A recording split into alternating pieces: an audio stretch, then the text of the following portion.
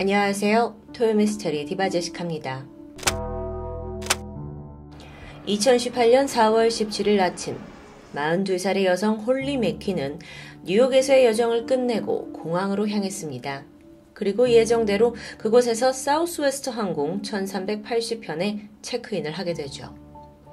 그날 여객기는 홀리를 포함해서 총 143명의 승객과 6명의 승무원을 싣고 뉴욕에서 출발해서 텍사스 달라스까지 4시간 비행이 예정되어 있었습니다. 홀리는 집이 달라스는 아니었고요. 달라스에서 다시 환승을 해서 오클라호마로 갈 예정이었죠. 참고로 이 미국에 있는 사우스웨스트 항공은 우리가 흔히 아는 저가 항공의 개념을 전 세계적으로 최초로 도입한 항공사입니다. 그러다 보니 이 합리적인 가격으로 엄청난 인기를 얻었고요.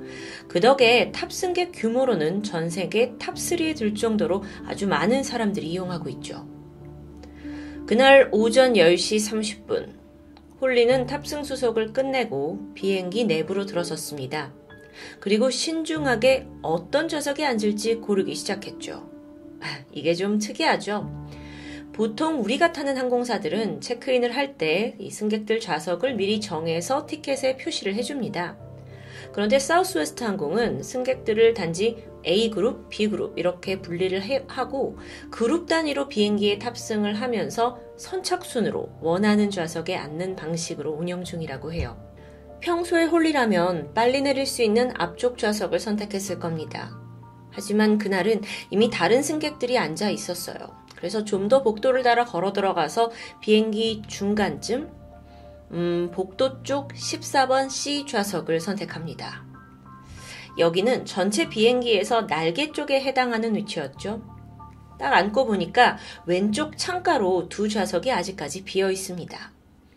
홀리는 이 자리에 앉기 전 들고 있던 가방을 좌석 밑에다가 밀어 넣어요.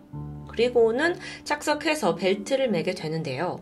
잠시 후 한 중년 여성이 14번 앞에 멈춰섰습니다. 그리고 환한 미소로 물었죠. 옆에 자리 비어 있나요?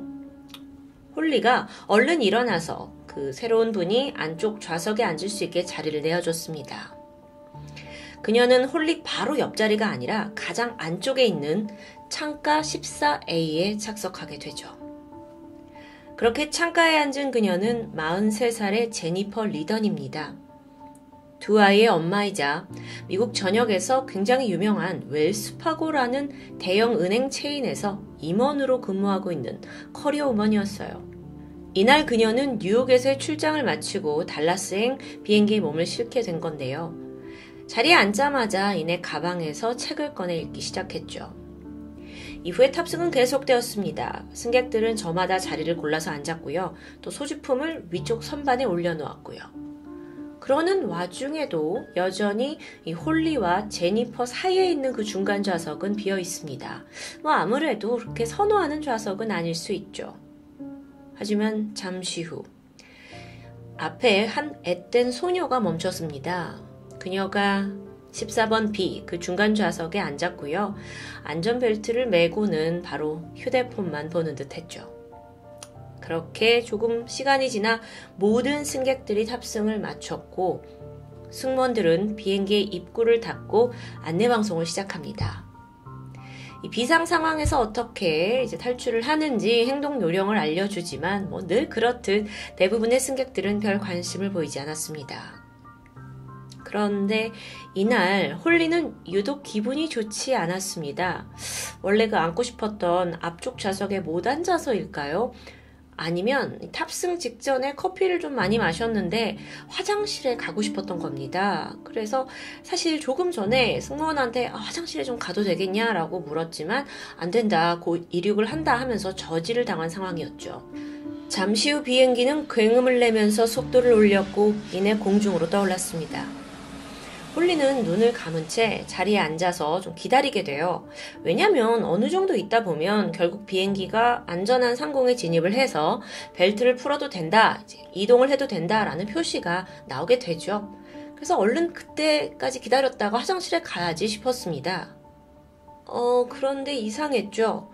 꽤 시간이 지났는데도 여전히 벨트를 풀어도 된다는 알람이 울리지 않는 겁니다.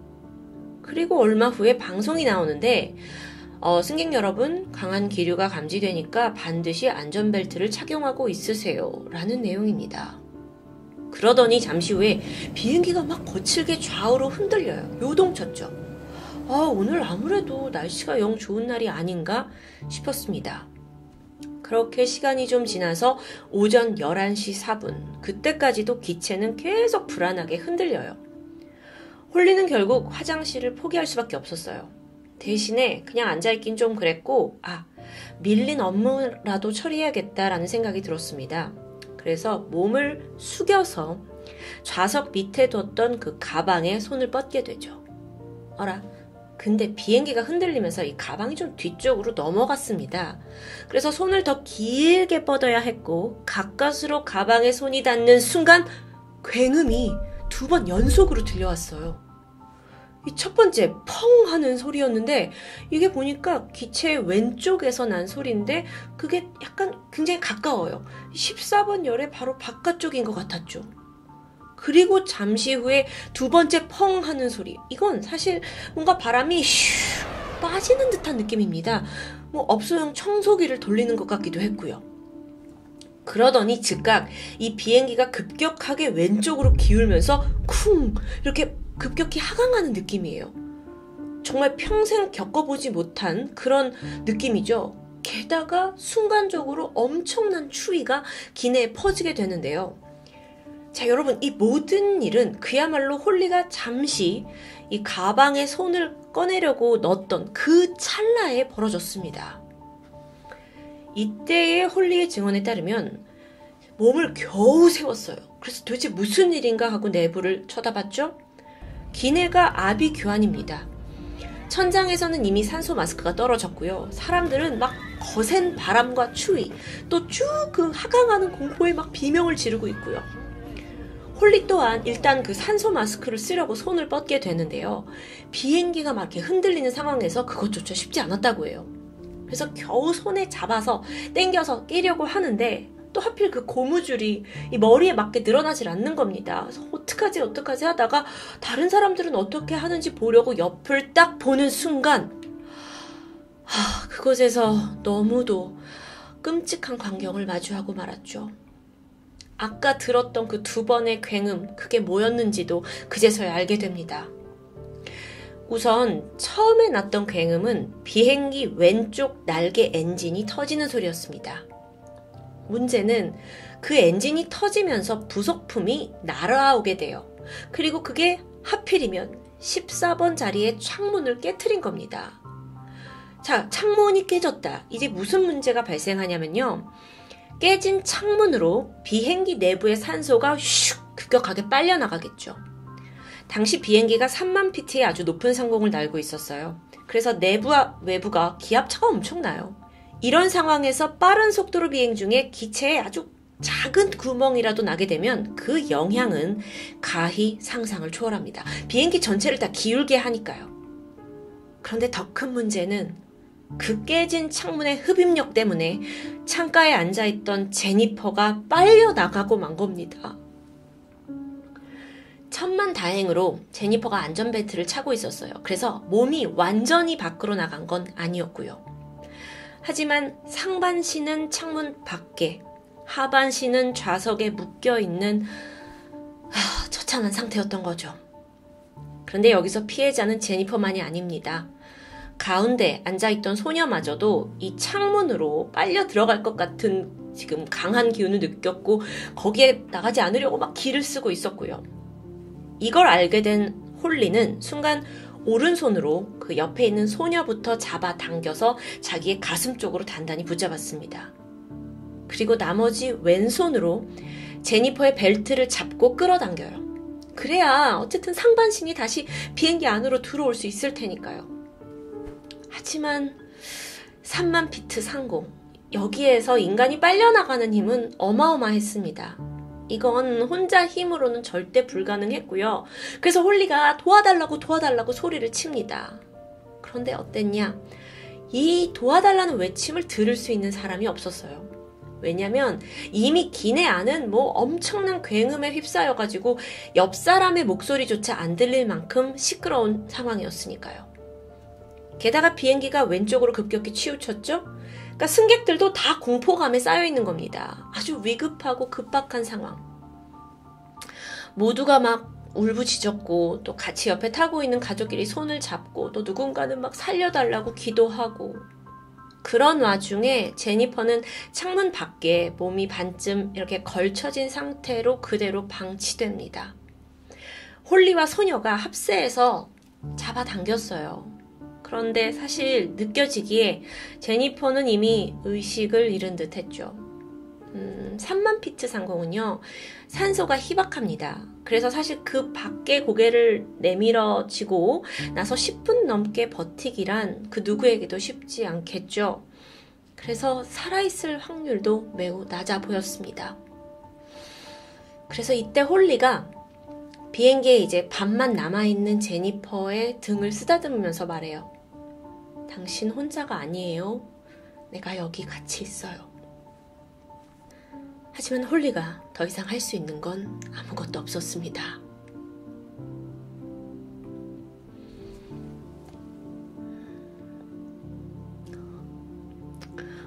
어떡하지?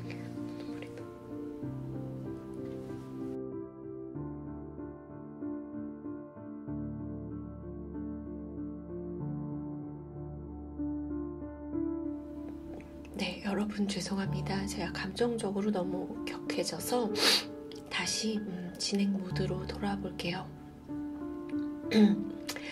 한편 이 비행기의 조종사는 이미 기울어져 있는 이 비행기를 되돌리려고 안간힘을 썼고요. 얼마 후에 가까스로 기체가 제자리를 찾게 됩니다. 여전히 흔들림은 있었지만 그래도 좀 불안감을 덜 느낄 수 있도록 평행으로 돌아온 거죠. 그리고 그제서야 승객들 눈에 그 14번 자리의 상황이 들어왔습니다. 우선 승무원들이 빠르게 투입을 해서 홀리와 소녀를 다른 열로 보내요. 그리고 두 남성 승객이 자진을 해서 제니퍼를 구하기 위해 나서게 됩니다. 이 두 남성은 텍사스에서 소방관으로 근무하고 있던 앤드류와 팀이었습니다. 소방관의 어떤 구조의 책임감으로 나섰다고 하지만 사실 이건 굉장히 위험하고 낯선 일이었죠. 혹여 이 두 사람이 제니퍼를 안쪽으로 당기는 순간 그 구멍을 막고 있던 제니퍼가 빠져나오면서 대신에 이 남성 둘이 창문으로 빨려 들어갈 확률도 있었습니다. 아주 위험하죠. 하지만 이분들은 그 위험을 무릅쓰기로 결정합니다.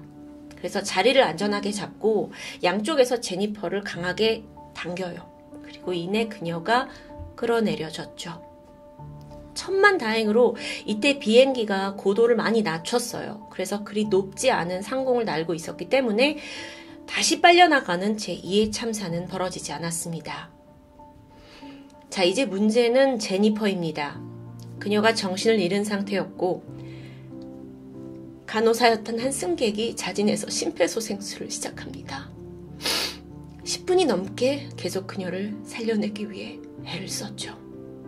오전 11시 21분, 창문이 깨지고 그로부터 17분이 지난 시점입니다. 비행기는 필라델피아 공항에서 비상착륙을 하게 되죠. 사진 속에 있는 사람이 바로 그 비행기 조종사 태미 조 슐츠입니다. 여성분이죠. 56세였던 그녀는 미 해군 전투기 조종사 출신입니다. 전역을 한 후에 남편과 함께 이 사우스웨스트 항공사에서 기장으로 근무하게 되는데요. 추후 밝혀진 바에 따르면 사고 당시에 엔진이 폭발했죠. 그리고 기체가 엄청나게 흔들리면서 거의 계기판조차 기장도 볼 수 없을 만큼 아주 위험천만한 상황이었다고 합니다. 그 와중에 태미는 산소 마스크를 차분하게 끼고 침착하게 교신에 응답하면서 비행기를 극적으로 비상착륙시키는 데 성공합니다. 베테랑의 기지를 발휘해서 추락이라는 최악의 상황을 막아낸 겁니다. 비행기가 이제 안전하게 착륙한 후에 직접 기장님이 나와서 기내를 돌면서 승객들이 안전한지 살피기도 했다는데요. 이 위기의 순간을 보여주는 노련한 대응으로 인해서 하마터면 벌어졌을 대참사를 피했던 거죠. 그럼에도 안타까운 희생은 피할 수 없었습니다.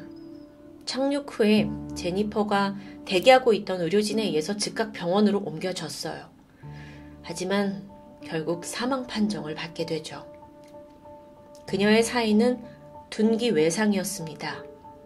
이게 외부의 강한 힘으로 인해서 생기는 손상인데, 그러니까 숨을 못 쉬어서가 아니라 몸이 갑자기 창문으로 빨려 나갔죠. 근데 이때 이제 기체 바깥에서 이 머리나 이제 상체 부분이 이리저리 흔들렸을 거고, 이게 신체에 직접적인 충격을 가한 것으로 보입니다. 당시 상공에서의 외부 기온이 영하 50도였다고 해요. 창문 밖에서 그녀가 느꼈을 고통과 추위는 감히 상상이 되지 않습니다. 그런데 이 사건에 아이러니한 점도 있는데, 사실상 제니퍼는 죽음을 피할 수는 없었지만 그녀의 몸이 이 깨진 창문을 메워주고 있었던 겁니다. 그래서 자칫 더 큰 사고로, 참사로 이어지는 것을 막을 수 있었다고 해요. 어찌 보면 본의가 아닌 희생이었지만 그 덕에 많은 사람들의 목숨을 구한 겁니다.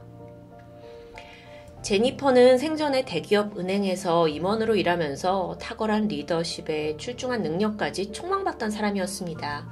게다가 사회적으로 봉사활동도 자주 하면서 선행을 이제 하는 분이셨기 때문에 더 안타까움을 안기게 되죠. 자, 그럼 도대체 사고는 왜 났던 걸까요? 미국 연방교통안전위원회의 조사 결과 사고 원인은 금속 피로로 인한 엔진 파괴였습니다. 쉽게 말해서 엔진에 균열이 나면서 그걸 덮고 있던 팬의 일부가 떨어져 나갔는데 그 파편이 유리창에 손상을 입혔던 거죠. 사고 기종은 보잉 737, 2000년 6월에 첫 운행을 시작했다고 하는데요. 사실 사우스웨스트 항공사는 사건 6년 전에도 계속 엔진 종합 검진을 했다고 해요.